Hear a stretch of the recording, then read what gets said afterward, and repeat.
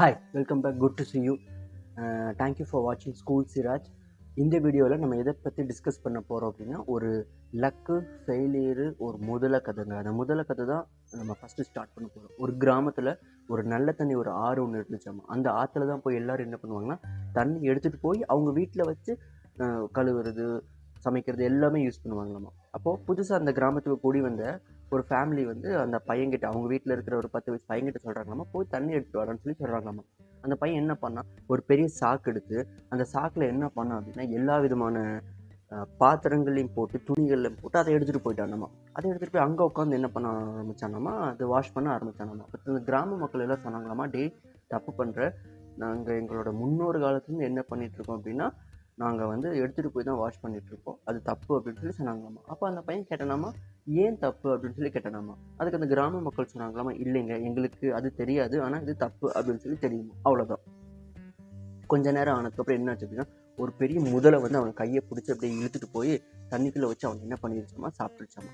அது பார்த்த கிராம மக்களுக்கு தான் தெரிஞ்சிருக்கு, ஓகே, கிராமத்து ஆற்றுல முதலை இருக்குது அப்படின்னு. அதனால தான் நம்ம முன்னோர்கள் என்ன பண்ணியிருக்காங்க, எடுத்துகிட்டு போய் வாஷ் பண்ணுங்க, இது சேஃப்டி மெஷர்ஸ்க்காக அப்படின்னு சொல்லி இந்த ஊர் தலைவர்கள், ஊர் மக்கள்லாம் புரிஞ்சுக்கிறாங்க.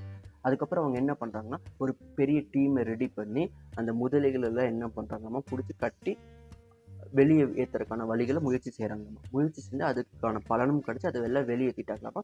அதுக்கப்புறம் போய் எல்லோரும் என்ன பண்ணிட்டாங்களாமா, அங்கேயே அவங்களோட வேலை செய்ய ஆரம்பிச்சிட்டாங்களாமா. ஆனால் இதுக்கு பலி யார், அந்த 10 வயசு சின்ன பையன். இதை ஏன் சொல்கிறேன் அப்படின்னா, இந்த முதல்ல ஆற்றுல மட்டும் இருக்கிறது கிடையாதுங்க, நமக்குள்ளே இருக்குது. நம்ம எல்லாருக்குள்ளேயும் ஒரு பெரிய ஒரு பசி கொண்ட ஒரு முதலை ஒன்று இருக்குது.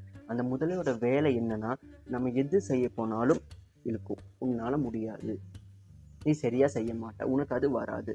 இதுக்கு இங்கிலீஷில் வந்து செல்ஃப் டவுட்னு சொல்லி சொல்லலாம்.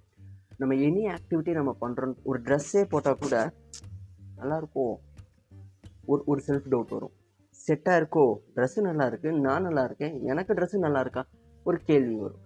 ஸோ நம்ம எழுதுகிற வேலை செஞ்சாலும் சரி, படிக்கிற வேலை செஞ்சாலும் சரி, ஆஃபீஸில் ஏதாவது மீட்டிங் அட்டன் பண்ணாலும் சரி, ஒரு ப்ரெசன்டேஷன் பண்ணாலும் சரி, எது பண்ணாலும் நம்ம நல்லா பண்ணியிருக்கோமா அப்படிங்கிற ஒரு செல்ஃப் டவுட் பார்த்தோன்னா நமக்குள்ளே வந்துக்கிட்டே தான் இருக்கும். ஸோ என்ன பண்ணலான்னா, அந்த செல்ஃப் டவுட்டை கட்டி போடணுங்க. செல்ஃப் டவுட் 2 ரூபமாக வெளியே வரும். நம்பர் 1, கிரிட்டிசைசிங் த பர்ஃபார்மன்ஸ்னு சொல்லுவாங்க. அதாவது நம்ம வேலையை ஒன்று முடிச்சிட்டோன்னு வைங்களேன், அதை ரெப்ரசன்டேட்டிவ், அதுக்கு யார் வந்து அதை அசஸ் பண்ணுமோ அவங்க கூட அந்த வேலையை ஒன்றும் சரியாக அவ்வளோ குறை கண்டுபிடிக்க மாட்டாங்க. ஆனால் நம்ம அவ்வளோ குறை சொல்லுவோங்க.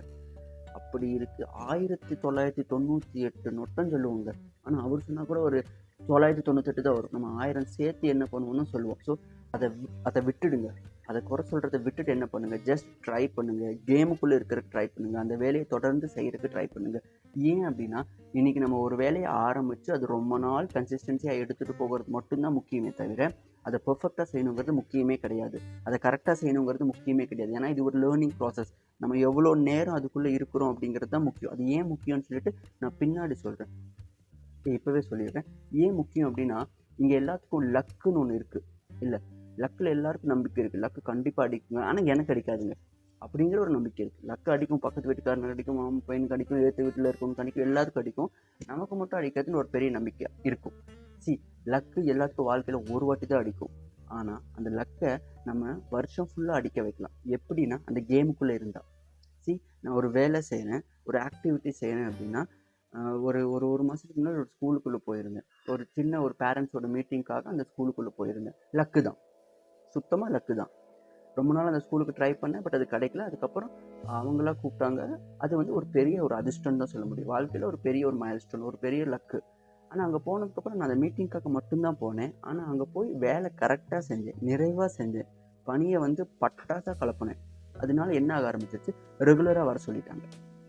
அதுதான் அந்த கேமுக்குள்ளே இருக்கிற விஷயம். நம்ம ஒரு கேமுக்குள்ளே இருந்தோம்னு வைங்களேன், அது கடைசி வரைக்கும், அதோட எல்லா வரைக்கும், அந்த வேலையோட அந்த அந்த பாயிண்ட் 99.9 வரைக்கும் தொட்டுட்டோம்னு வைங்களேன், லக் அடிச்சு.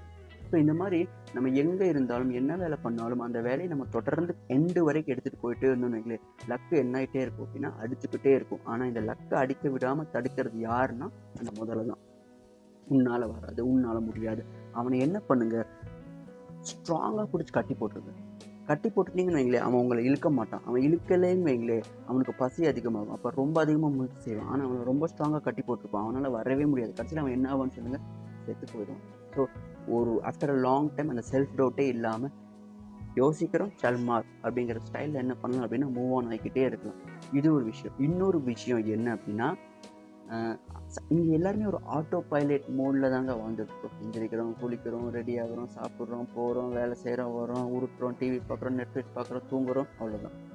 இந்த ஆட்டோ பைலட் மோடில் இருந்தோன்னு வைங்களேன், உருப்படவே மாட்டோங்க. ஒரு சுவாரஸ்யம் வேணும், ஒரு எக்ஸைட்மெண்ட் வேணும், ஒரு தோல்வி வேணுங்க. ரொம்ப ரொம்ப முக்கியம். மைக்கேல் ஜார்டன் சொல்கிறாரு 9326, அதாவது 900 ஷாட்ஸை மிஸ் பண்ணியிருக்காரு. 300 மேட்சஸ் அவர்னால தோத்துருக்கு. அதில் 26 இன்டர்நேஷ்னல் மேட்சஸ் அவர்னால கப்பு போயிருக்கு. இத்தனை தோல்வி இருந்தனால தானே நான் சக்ஸஸ்ஃபுல் அப்படின்னு சொல்லிட்டு அவர் சொல்கிறாரு. ஸோ அதிகமாக தோக்கறதுக்கு ட்ரை பண்ணுங்கள். தோற்று போங்க. தோக்கும் போது என்ன பண்ணுங்கன்னா, மனசு உடஞ்சி எல்லாத்தையுமே விட்டுட்டு உட்காந்துருப்போம். அந்த நேரத்தில் நம்ம உட்காந்து யோசிக்கணும். எதை யோசிக்கணும்னா, இதுக்கு முன்னாடி பாஸ்ட் விக்ட்ரிஸ் இருக்கும்ல, ஏதாவது ஒன்று சின்னதாக செஞ்சு நான் ஜெயிச்சிருப்பேன்ல, அந்த சின்னதாக செஞ்சு ஜெயிச்சிருப்பேன் பார்த்தீங்களா, அதுதான் செல்ஃப் கான்ஃபிடன்ஸ். அந்த என் பேக்கில் ஏதாவது ஒன்று இருக்கணும். சின்னதாக நான் அது அது அது ரொம்ப சின்ன பேக்காக இருந்தாலும் பரவாயில்ல, அதுக்குள்ளே ஏதாவது ஒன்று இருக்கணும். அப்போ என்ன ஆகும்னா, நான் ரொம்ப தோற்று போகும்போது அதை ஓப்பன் பண்ணி பார்ப்பேன். ஓகே ஃபைன், ஓகே இதில் இது இருக்கா, ஓகே இதுக்கு இது ஓகே என்கிட்ட பேச்சு இருக்கா, ஓகே நான் ஈஸியாக மூவ் ஆகணும், நான் பீப்புளை பற்றி அண்டர்ஸ்டாண்ட் பண்ணுவேன், நான் பீப்புளை பற்றி அனலைஸ் பண்ணுவேன், ஓகே அந்த திறமை என்கிட்ட இருக்கா, ஓகே ஃபைன், ஓகே இன்னைக்கு தோத்தாலும் பரவாயில்ல, நான் ஒரு நாள் என்ன பண்ணுவேன், ஜெயிப்பேன். இது மாதிரி பேக் ஆஃப் கான்ஃபிடென்ஸ் அதை அதிகமாக என்ன பண்ணிக்கோங்க, உருவாக்கி வச்சுக்கோங்க. தன்னம்பிக்கை, செல்ஃப் கான்ஃபிடென்ஸ்ங்கிறது ஒன்றுமே இல்லைங்க. தோற்று போயிடுவோம். அப்போ உட்காந்து யோசிச்சு பார்ப்போம். வெற்றிகளை யோசிச்சு பார்க்கணும், நம்ம சாதிச்சதை யோசிச்சு பார்க்கணும், நம்ம சந்தோஷமான நினைவுகளை யோசிச்சு பார்த்துட்டு, அது மாதிரி இன்னொரு நாள் வரும்டா, இன்னொரு நேரம் வரும்டா அப்படின்னு நம்ம என்ன பண்ணோம் அப்படின்னா அணுகிறதுக்கு ட்ரை பண்ணணும். ஸோ இதுதான் ரொம்ப ரொம்ப முக்கியமான விஷயம். So end of the session ரொம்ப முக்கியமான ஒரே ஒரு அஜெண்டா என்ன அப்படின்னா, லக்கை நம்புங்க. லக்கு அடிக்கும் நம்பாதீங்க, லக்கை அடிக்க வைங்க.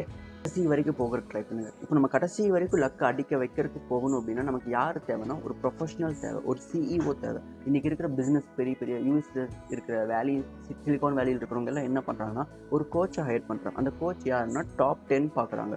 இப்போ லீடிங்கில் இருக்கிற ப்ரொடக்டிவிட்டி, எக்ஸ்போர்ட், செல்ஃப் எம்பவர்மெண்ட் இல்லை யார் ரொம்ப டாப்பாக இருக்கணும், ஜேம்ஸா இல்லை கேல் நியூபோர்ட்டா, அந்த மாதிரி என்ன இல்லை ராபினா, அந்த மாதிரி என்ன பண்ணுறாங்கன்னா அவங்கள ஹையர் பண்ணி ஒரு 100 நாள் அவங்களோட ட்ராவல் பண்ணுறாங்க. அதே ஃபார்முலாவை தான் நம்ம பண்ண போகிறோம். ஆனால் அது இமேஜினேஷனில் பண்ண போகிறோம்.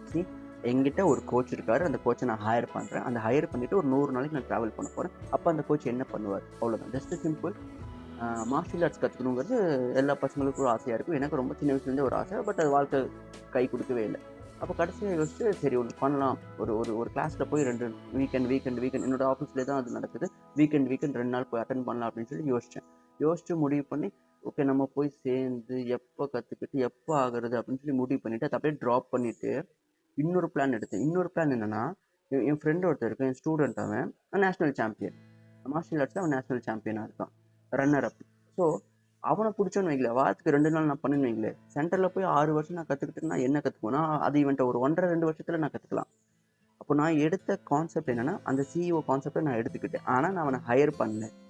ஏன்னா அவனை ஹையர் பண்ணனா அவன் முதல்ல என்னத்துமோ சொல்லுவான், முதல்ல நீ 2 நாள் எனக்கு சொல்லுங்கள் சார், எந்த 2 நாள் நான் உங்கள் வீட்டுக்கு வரணும், இல்லை நீங்கள் எங்கள் வீட்டுக்கு வருவீங்க, அந்த 2 நாள் சொல்லுங்கள், அந்த 2 டைமை சொல்லுங்கள் அப்படின்னு சொல்லி கேட்பான். ஸோ என்னோட இமேஜினேஷனில் மைண்டில் என்ன ஓடுது, ஃபஸ்ட்டு நான் டைம் ரெடி பண்ணணும், ஸ்பேஸ் ரெடி பண்ணணும், அவ்வளோதான். ஸோ இது மாதிரி என்ன பண்ணுங்கள், நீங்களே இமேஜினேட்டிவாக ஒரு சிஇஓ ஹையர் பண்ணியிருந்தீங்கன்னா, ஒர்க்கில் ஒரு ப்ராப்ளம் வருதா, உங்கள் ஃபேமிலியில் ஒரு ட்ரபிள் வருதா, அப்போ அந்த சிஇஓ என்ன கைடன்ஸ் கொடுப்பாரு அப்படிங்கிறது யோசிச்சுட்டு ட்ரை பண்ணுங்கள். உங்கள் அறிவு என்ன பண்ணுன்னா அதுக்கான பதில்களை கொண்டு ஆட்டோமேட்டிக்காக கொடுக்கும். இந்த வேலையை விடாமல் பண்ணுறதுக்கு ட்ரை பண்ணுங்கள். இது ரொம்ப ஹெல்ப்ஃபுல்லாக இருக்கும். கடைசியில் நம்ம எல்லாருமே வாழ்க்கையில் அவசரத்தோடு தான் வாழ்ந்துட்டுருக்கோம். அர்ஜென்ட்டு, எமர்ஜென்சி இப்படிங்கிற மாதிரி, இன்றைக்கி என்ன, ஓகே இந்த வேலை, இன்றைக்கி என்ன, இந்த வேலை, இன்றைக்கி என்ன, இப்படி தான் வாழ்ந்துட்டுருக்கோம். ஆனால் டெய்லி ஒரு மணி நேரம், ஹவர்னு சொல்லுவாங்க, அந்த 1 மணி நேரம் என்ன பண்ணுறதுக்கு ட்ரை பண்ணுங்க அப்படின்னா, முக்கியமான வேலை செய்யுங்க, அர்ஜென்ட் வேலை செய்யாதீங்க. முக்கியமான வேலை செய்யுங்க, அர்ஜென்ட்டான வேலை செய்யவே செய்யாதீங்க. இப்போது 7:30 தேர்ஸ்டே மார்னிங் நான் ஸ்கூலுக்கு போகணும். இது எனக்கு ரொம்ப ரொம்ப ஸ்கூலுக்கு போகிறது அர்ஜென்ட்டு. ஆனால் இப்போ நான் வீடியோ ஷூட் பண்ணிட்டு பார்த்தீங்களா, அது எனக்கு இம்பார்ட்டன்ட். ஸோ ஃபஸ்ட்டு என்னோட டேயில் ஒரு 1/2 an hour morning, 1/2 an hour night, இந்த 1 மணி நேரம் நான் என்ன பண்ணுவேன்னா, என்னோட முக்கியமான வேலைகளுக்கு நான் அலாட் பண்ணியிருப்பேன். இந்த முக்கியம் இருந்தால் தான் என் வாழ்க்கை எனக்கு கிடைக்கும். லக்கு நிறைய என்ன ஆகும், அடிக்கும். So thank you for supporting school Siraj. முதலையை மட்டும் கட்டி போட்டுருங்க, முதல்ல சொல்கிறத கேட்கவே கேட்காது.